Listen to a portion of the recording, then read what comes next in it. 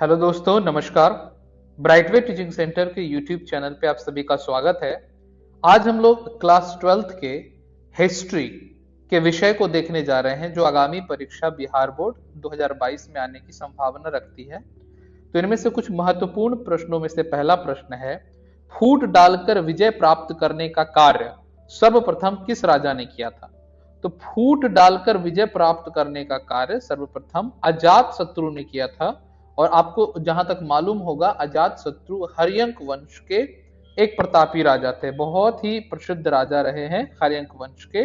और हर्यंक वंश के ज्यादातर राजा जो भी रहे वो पितृहंता रहे, अपने पिता की हत्या करने वाले रहे।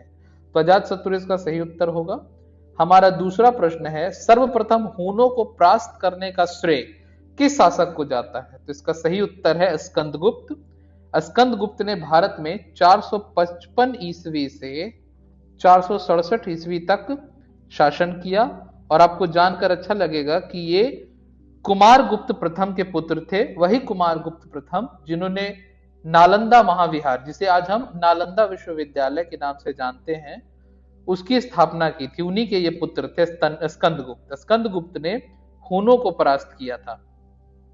हमारा अगला प्रश्न है, किस शिलालेख से अशोक द्वारा कलिंग विजय का पता चलता है? तो इसका सही उत्तर है 13वां शिलालेख से कलिंग विजय के साथ साथ अशोक के हृदय परिवर्तन की भी बात पता चलती है। कलिंग का युद्ध अशोक के जीवन का एक परिवर्तन काल माना जाता है। और कलिंग के साथ जो युद्ध हुआ था अशोक का, ये दया नदी के तट पर हुआ था मित्रों। और दया नदी के तट के बारे में कहा जाता है कि यह रक्त से लाल हो गई थी, इतने लोगों की हत्या हुई थी। तो शिलालेख की अगर बात की जाए तो 13वें शिलालेख से कलिंग विजय का हमें पता चलता है। हमारा अगला प्रश्न है, कौटिल्य द्वारा लिखित ग्रंथ का नाम क्या है? तो सही उत्तर बहुत ही लोकप्रिय पुस्तक है अर्थशास्त्र। कौटिल्य को विष्णुगुप्त और चाणक्य के नाम से भी जाना जाता है। चाणक्य के नाम से ये प्रसिद्ध है। कौटिल्य भी इनका नाम है, विष्णुगुप्त भी इनका नाम है। अर्थशास्त्र की रचना की थी। मेघदूत कालिदास ने लिखा था। मालविकाग्निमित्र भी कालिदास की रचना है।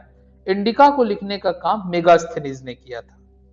हमारा अगला प्रश्न है, निम्नलिखित में से मेगास्थनीज द्वारा लिखित पुस्तक कौन सी है? तो सही उत्तर है इंडिका। इंडिका लिखने का काम मेगास्थनीज ने किया था। यह ग्रीक के निवासी थे और इनको सेलुकस निकेटर ने राजदूत बनाकर भारत भेजा था। तो मेगास्थनीज भारत आए थे, सेलुकस निकेटर ने उन्हें भारत भेजा था। अर्थशास्त्र कौटिल्य ने लिखा था और मेघदूत कालिदास जी के द्वारा लिखा गया है। हमारा अगला प्रश्न है, अभिज्ञान शकुंतलम के लेखक कौन है? बहुत ही प्रसिद्ध पुस्तक है अभिज्ञान शकुंतलम, और इसे लिखने का काम कालिदास ने किया था। तो कालिदास महोदय ने अभिज्ञान शकुंतलम की रचना की। और बाण भट्ट ने हर्ष चरित्र लिखा था। अश्वघोष ने बुद्ध चरित्र लिखा था। और कौटिल्य के द्वारा लिखी हुई पुस्तक आपने अभी जस्ट तुरंत ही देखी, कौटिल्य ने लिखा था अर्थशास्त्र। कालिदास दरबारी कवि भी थे चंद्रगुप्त विक्रमादित्य के, 9 रत्नों में से एक कालिदास। हमारा अगला प्रश्न है, प्रयाग प्रशस्ति का संबंध किस गुप्त शासक से है? तो प्रयाग प्रशस्ति का संबंध समुद्रगुप्त से है। प्रयाग प्रशस्ति हरिसेन ने लिखा था। और यहां प्रयाग का मतलब इलाहाबाद, तो प्रयाग प्रशस्ति हरिसेन ने लिखा था, समुद्रगुप्त से इसका संबंध है। और विंसेंट आर्थर स्मिथ, मैं यहां लिख दे रहा हूं, विंसेंट स्मिथ ने समुद्रगुप्त को भारत का नेपोलियन कहा था। भारत के नेपोलियन के नाम की संज्ञा दी गई थी समुद्रगुप्त को विंसेंट स्मिथ के द्वारा। हमारा अगला प्रश्न है, अर्थशास्त्र एवं इंडिका से किस राजवंश की जानकारी मिलती है? तो बहुत ही आसान सा उत्तर है मौर्य वंश की। तो मौर्यन एम्पायर के बारे में, मौर्य डायनेस्टी के बारे में हमें जानकारी मिलती है मेगास्थनीज के द्वारा लिखे हुए इंडिका और कौटिल्य के द्वारा लिखे हुए अर्थशास्त्र पुस्तकों से। अगला प्रश्न, उपनिषदों की संख्या कितनी है? तो उपनिषदों की संख्या है 108 उपनिषद है। और जहां तक आपको मालूम होगा कि मुंडकोपनिषद से भारत का आदर्श वाक्य लिया गया है, सत्यमेव जयते।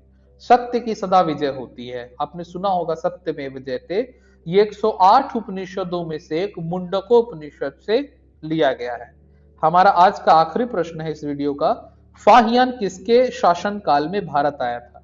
तो फाहियान चंद्रगुप्त विक्रमादित्य के शासन काल में भारत आए थे और यह भारत आने वाले पहले चीनी यात्री थे। चीन से आने वाले पहले यात्री फाहियान थे। चंद्रगुप्त विक्रमादित्य के शासन काल में आए और इन्होंने अपना यात्रा वृतांत एक पुस्तक में लिखा जिसे फो ग्यू जी के नाम से जाना जाता है। फो ग्यू जी।